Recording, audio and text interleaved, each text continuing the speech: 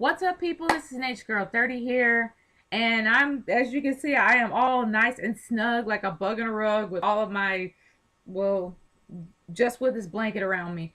But we're going to do this NG Minute a little different. Instead of going and talking about highlights and lowlights of the wrestling week, we are going to do predictions. This is going to be a predictions edition of my NG Minute.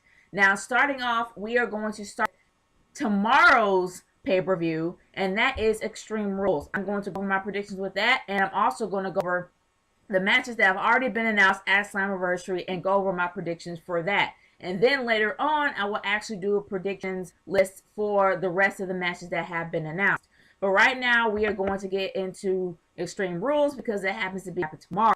Oh, let's talk the standalones and then go into the championship matches as usual. The first match that I want to talk about is The Miz versus Cody Rhodes in the pre-show. Now, this match really doesn't matter that much because honestly, they really don't have a feud or anything going on. Just a random match just thrown together. More than likely, I honestly can see The Miz taking out Cody Rhodes. As much as I would like Cody Rhodes to have a decent win, I doubt that's going to ever happen. So The Miz is going to be my pick to win this match. Chris Jericho versus Fandango. For real, that match was the most pathetic match I've ever seen in my entire life. And it pretty much ranks up there in stink.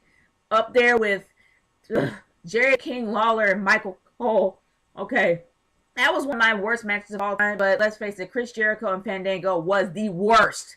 So I'm hoping they will absolutely improve when it comes to Extreme Rules. And somehow Fandango got his act together and Chris Jericho will be holding his freaking hand. So honestly, as much as I don't really want to call this match because it makes me sick thinking about WrestleMania, I will say that Chris Jericho is going to get his comeuppance and he is going to win this match, ending this feud once and for all.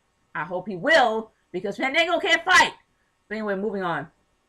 Sheamus versus Mark Henry in a strap match. Ooh. This is going to be a good match. I'm not going to lie. Even though Sheamus is a lot smaller than Mark Henry by freaking far, we can say that Sheamus is going to give it his all. The guy is a brute, and he is not afraid of pain. He is going to bring the pain, but let's face it. Do you honestly believe that a Mark heel Mark Henry is going to be out on top? No. I'm really thinking that Sheamus is going to take it here. So my goes to Sheamus for the win.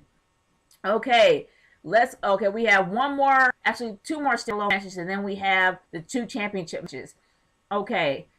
Let's go into Alberto Del Rio versus Jack Swagger in an I Quit match.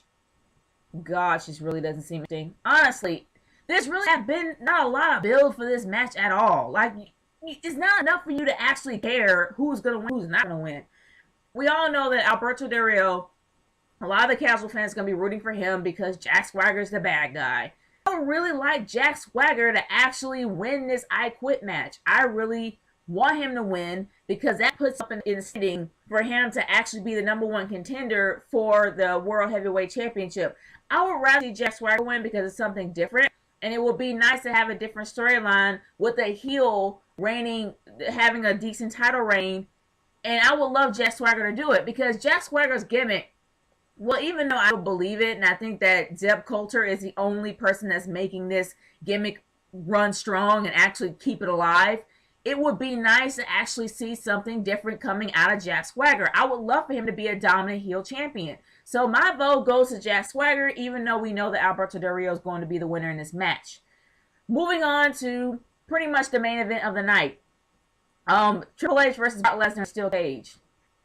Good grief. Can we say that Triple H is not going to have anybody go over on him, especially Brock Lesnar? And with Brock Lesnar's contract, I have no idea how long it is and whether or not it's extended. But I honestly cannot see Triple H losing this match. I can't. I would rather see Brock Lesnar win because it gives Brock Lesnar a purpose for returning. It gives him some sort of a reason to actually be there and beat Triple H. He will be a very dominant heel. But can you really possibly imagine Triple H ever laying down for Brock Lesnar? No. Triple H for the win. Hands down.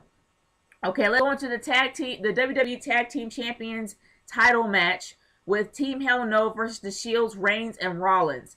Well, actually, it's not really it's the Tag Team Champions versus the Shields, Reigns, and Rollins. I don't think it's for the title. But either or, it's in a Tag Team Tornado match. I think it's for the title. I don't know. But it will be, I don't think it is. I don't know. But either or, I'm going for the Shield. Like, seriously. Shield, a very dominant faction. And more than likely, I'm hoping that this is for the gold or for the bronze or whatever. But I'm hoping that the Shield actually wins. The Shield is so far the only dominant faction in the WWE era at this time. If the Shield wins, they'll be one of the most powerful factions in the PG. Well, they're the only ones, but they'll still be powerful and they'll still be relevant if they win the tag team titles, which leaves Dean Ambrose to get some gold somehow. I'm hoping that he doesn't get the U.S. title. I'm hoping he goes higher than that, at least the IC championship. Sorry, Wade. I love you, Wade, but I don't know. They're not going to let him win the world now. But either or, I'm hoping that he's either going to go for the streak or he's going to go for the IC championship. That's something that actually has a lot more weight than the U.S. title. But either or, my vote is for the Shield. I don't really see him lasting any longer. I see them going their separate ways soon, and I'm hoping they will. Okay. WWE Championship, John Cena versus Ryback in a last man standing match. At least I think this is for the belt. I can't remember. This really doesn't say it. But either or, if it is for the belt, I'm hoping for Ryback. Seriously. I'm hoping for freaking Ryback. Ryback, really... We need some dominant heel champions, people. I am tired of these cookie cutter ridiculousness that I see on my screen every single day. I'm great. I mean, I'm okay. I'm cool with John Cena's accomplishments. I'm cool that he's done a million wishes for Make-A-Wish. I'm happy that he's done all these foundations and all these charities and everything. Good for him. But I'm tired of seeing the heroes, the good guys, constantly getting the belt every time. It's nice to actually see a villain out there every once in a while taking the belt and absolutely reigning with it. Because without heels, you'll have no reason to root for the good guy. We need Ryback to absolutely positively win this time so John Cena can have something to go for and maybe change his character up a little bit. My vote goes Ryback, even though Cena's going to win. Alright, we're done with Extreme Rules for tomorrow night. Let's go into Slammaversary, which is going to happen in June. June 2nd is. I'm going to talk about the matches that are currently on call, and I want to hear what you guys have to say about it later. Okay, we are going to go into the Knockouts match. Gail Kim versus Taryn Terrell. Let's face it. Taryn Terrell is going to get her comeuppance from Gail Kim, since Gail Kim has been a thorn in her side since the very beginning. I'm going to say that Taryn Terrell for the win. Let's go into the TV Championship match. Honestly, I really wanted to see Magnus in this match instead of Joseph Park. Even though I hurt you, I still don't really see you in this. I'd rather see Magnus. But either or, Joseph Park versus Devon. Joseph Park has to get some sort of comeuppance. He's been a punching bag since he's been there. I vote for Joseph Park because I hurt you and I can't stand Devon. So, Joseph Park for the win, because the Aces and Eights are breaking apart, and this is going to be the crack in their foundation. Moving on to AJ Styles versus Kurt Angle. I would love to see AJ Styles win, because AJ Styles has a completely new character. Not to mention, he looks like Brandon, and I know I've said that about a million times. But either or, AJ Styles has a whole new character. He's reinvented himself. He's a heel now. It would make sense for him to actually beat Kurt Angle, one of the greatest wrestlers of all time. Or one of the great technical wrestlers. Not of all time, but he's one of the greats. It would be nice for him to beat a legend like Kurt Angle, and it will really just put a stamp on his status as being a really good heel, like one of the top heels. Not completely, but it would definitely do something for his career. So my vote goes to AJ Styles for the win, even though it might be Kurt Angle. Moving on to the World Heavyweight Championship match. Icon Sting versus Bully Ray of the Aces and Eights. Well, I am absolutely positively don't care about this match at all. The reason why is because of Sting. I love Sting, but Sting's been there, done that, got the t-shirt. He needs to move it on to someone else. But let's face it, that's not going to happen right now. So who is going to win? Sting. Let's face it, there's tons of cracks going on in the Aces and Eights. It would make sense for the cracks to start crumbling after he loses his World Heavyweight belt. And it would make sense for it to happen either at Slammaversary or at Bound for Glory. But right now, I am seeing a possibility that Bully Ray may lose his title to Sting. May.